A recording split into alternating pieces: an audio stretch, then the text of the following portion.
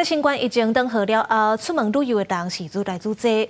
不过，民众伫旅店开2万块注文房间，煞互消保官发现这旅馆顶悬无注明保证有效，恐惊影响民众的权益。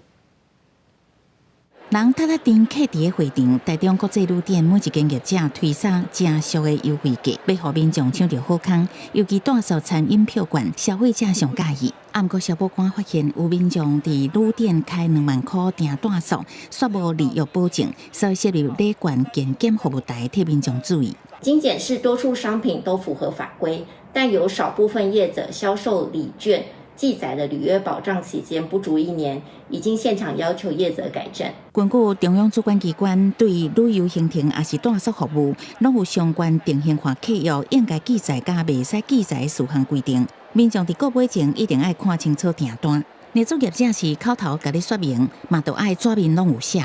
现在基本上都一次就可以看懂。大型的饭店啊，或是那个的，通常他们的旅保的那个都 OK 啦。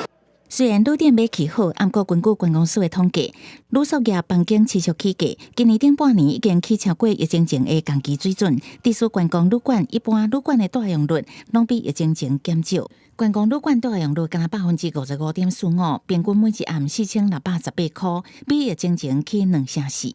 一般旅馆平均每一暗2547块，起2成2，大用率仅挖近4成6。有补助的时候，大家都往郊区走嘛，大家该去的可能也都去了。现在没有补助了，然后又开放可以出国，所以大家现在都往国外跑。业者认为，疫情解封了后，一寡旅客选择出国旅游，当然会减少国内旅游的预算。希望政府会当赶紧开放中国旅客自由行，还是团体旅游，对提升国内观光有真大的帮助。记者综合报道。